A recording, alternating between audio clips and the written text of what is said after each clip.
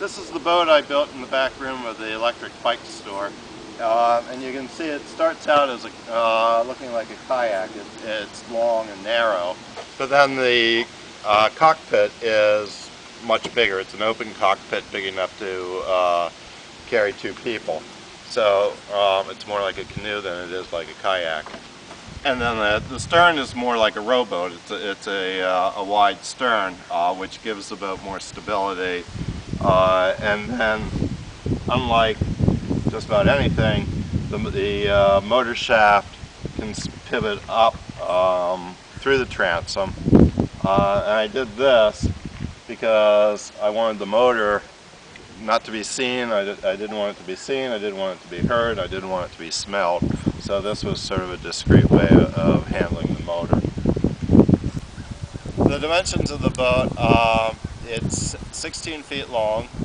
At its widest portion, it's got a 39-inch beam, and the gunnels are either 14 or 15 inches high, depending where you measure them from.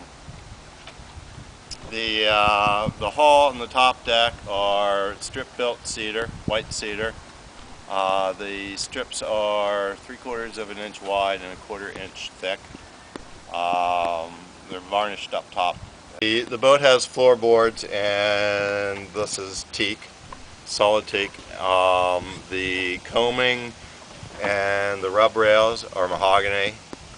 The bulkheads are marine plywood with teak veneer, and there are 3 bulkheads. The first one separates the 2 forward hatches. This is the second one, and the third one separates the cockpit from the motor well in the stern. The hatch covers are held down with bungee cords and sealed with weather stripping. The bungee cords, the tension of the bungee cord can be released by pulling on the tab, sort of undoing it against an anchor here, and then you can get into the hatch. And if you need even more access, it can be somewhat released again here. Since the boat's powered with electricity, we need batteries. The batteries can be any sort of battery. It can be big, heavy lead-acid batteries. But what I've done is I've used the bike batteries, and I've made a receiver so I can just shove them in the receiver and go. I can run the boat on just one battery, or if I'm going to go out for several hours, I can put as many as 4 batteries in the receiver for that additional range. So this is the receiver box as she stands now, and all I have to do to power the boat is to shove it backwards. You can see as I did that, the amp meter showed some electricity there. And as I said, if I were going out for a long trip, I would put a second battery and a third battery in.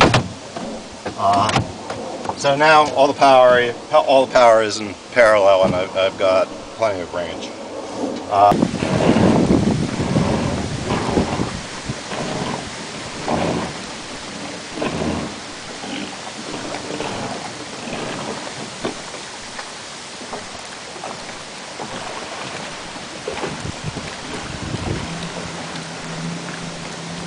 The specific uses of the boat are sightseeing and exploring. It's particularly nice to be in a boat as wide as this when you're back in the creeks and you're looking for wildlife.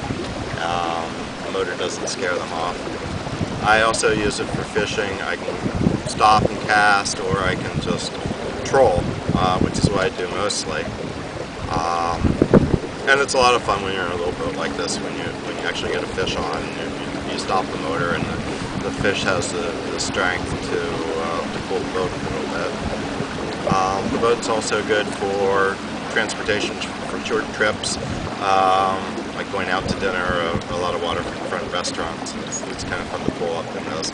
Or when you're going to neighbors having a party and they're on the water, it's a nice way to arrive. the characteristics of the boat, most significantly is it's so small that it puts you very close to the water. It's obviously clean and quiet. There's not a gas tank to smell, and when you're moving along like this, you don't hear the motor, you just hear the lapping of the water against the hull. It's a two-seater, so that's sort of a limitation, but if you ever wanted to have a one-on-one conversation with somebody, I don't think you'd find a more pleasant way to do it.